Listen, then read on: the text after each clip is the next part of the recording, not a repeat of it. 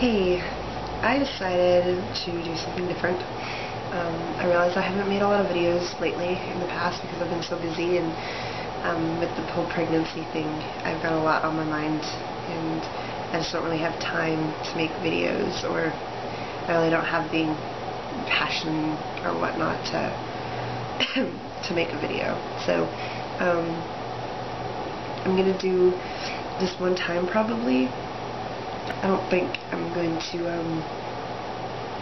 do this as an update because I'm so far along. I've been watching a lot of pregnancy week by week videos on YouTube lately just to see what other pregnant moms have been going through, what they're expecting, what to expect from them, just based by their updates and stuff. But I'm not going to do that because I'm already halfway through my pregnancy and I'm just so busy. I might do another update later on, a few more weeks later, but we'll see.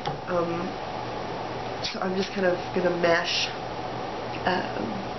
my whole so far pregnancy into one video as quickly as I can, because I like to talk and I don't want to spend a lot of time or waste your time by my blabbering. So first of all, I conceived sometime in October, so I didn't realize I was pregnant until I was about 6-7 weeks along, and I realized it all pretty much at work because I work in a nursing home, and I started just realizing little things that shouldn't have been happening.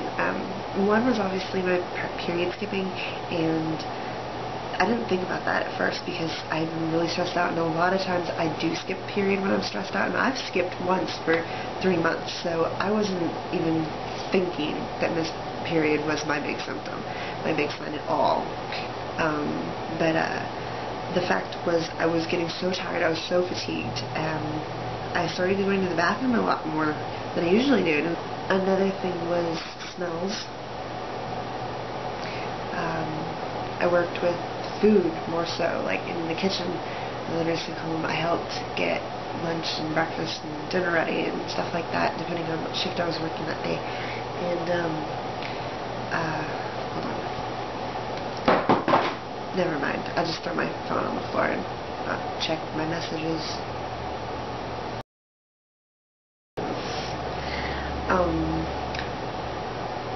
The smell of ranch really started to get to me, and there's one guy in particular that usually eats ranch with everything, and I couldn't believe the effect it was having on me.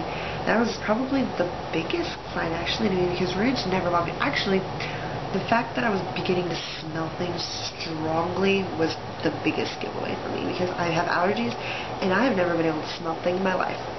Never. I was starting to starting to get a really high sensitivity of smelling, and it was not to my liking. That was my biggest giveaway, and then it just kind of went on and went on, and so I started realizing, I was like, I am pregnant. There is no doubt about it. And I didn't take a test until 11 weeks, probably a few weeks later, and I just did it to just prove it to myself. Because I said, the pregnancy test is going to come out positive. I already know that. And when I did take the test, it was no surprise to me. I was just like, yep, okay, well, what now?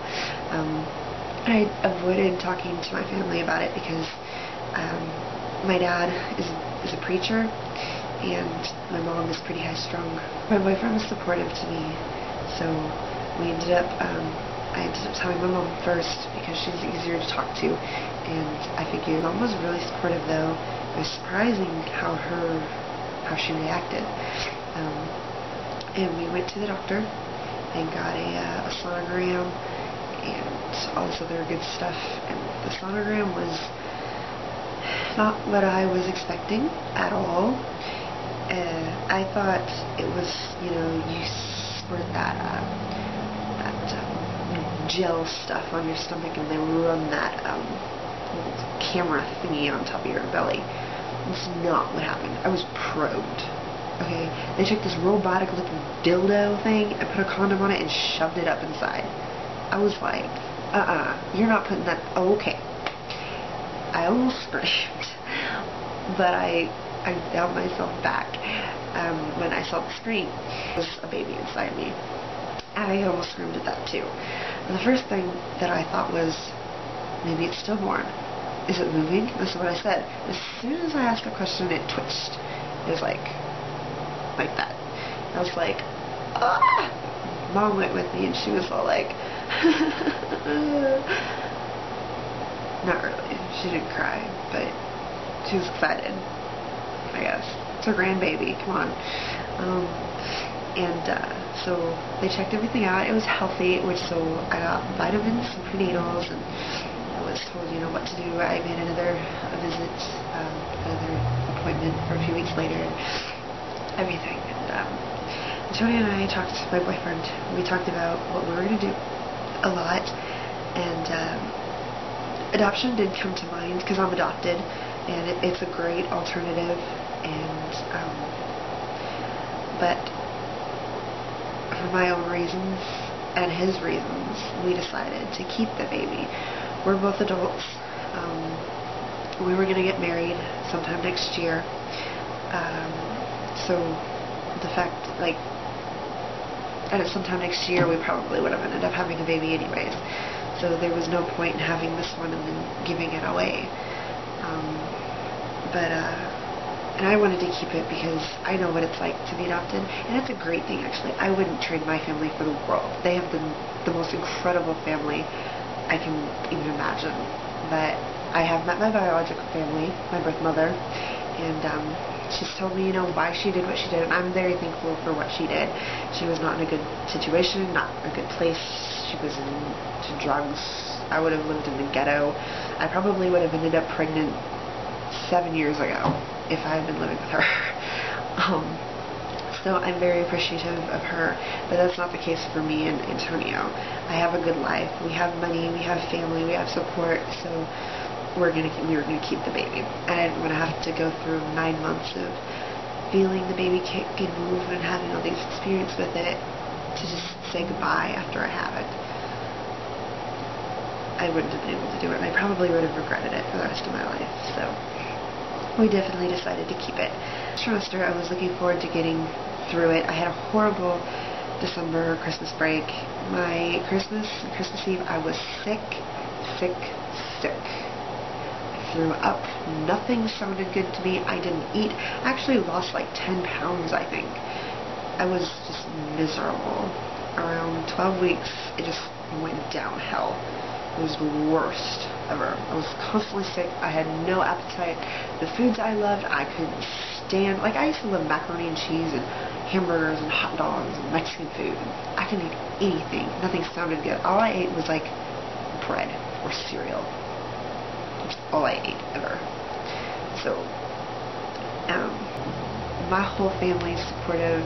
Antonio's whole family is supportive. Even our church family is being extremely supportive. And I've been getting a crap load of baby stuff from people, and it's really kind of surprising to me how the people in my life are treating me about this, treating both of us.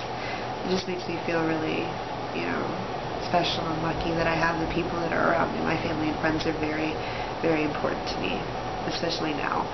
So we got my ultrasound done actually last week, and the baby was moving around so much.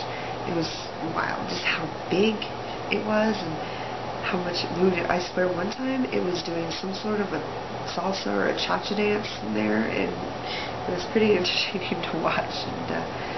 But you could see its spine, very, very, very visible. To see the bones, you could see her finger bones. It was amazing. Living thing inside my stomach right now. It was crazy, and I'm going to show you a video or two of the baby moving right now.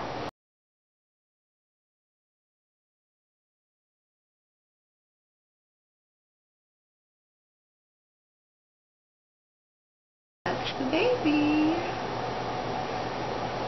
It was amazing. So we wanted to know the sex, definitely the gender of the child, so We spent actually a long time. The nurse was checking out everything just to make sure everything was there, everything was working properly.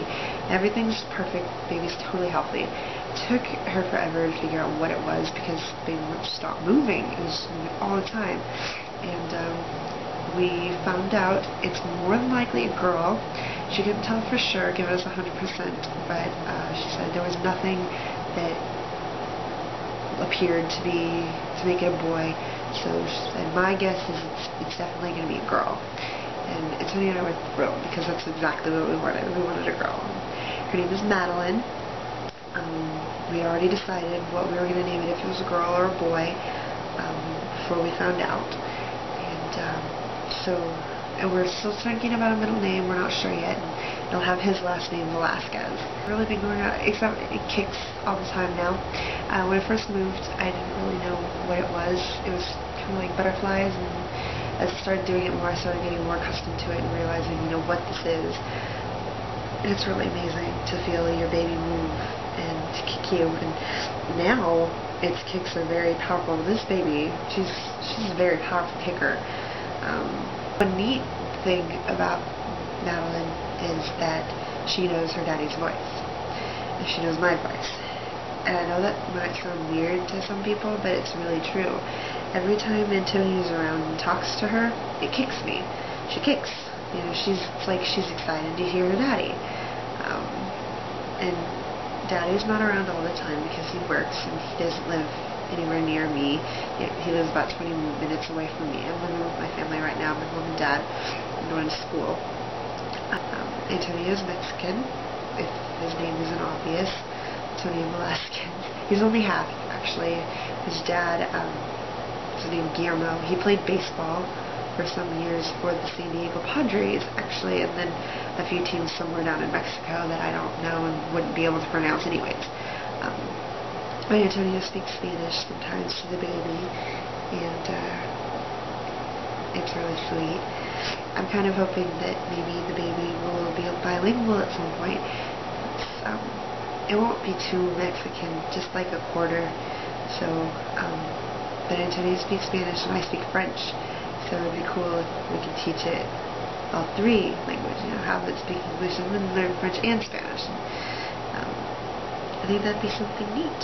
But yeah, this was a little longer than I expected, but there was a lot to say into one video. So yeah, I'll see you all next time. Oh, by the way, I'm going to add on a video of my stomach just so you can see how big I am. I'm huge, and I'm so not used to it at all. Here's my bum, my baby bum. It's really big. I'm not used to it, and I'm not liking the fact that I can't wear anything at all these days. I resorted to wearing my mom's shirts and a crap load of sweatpants.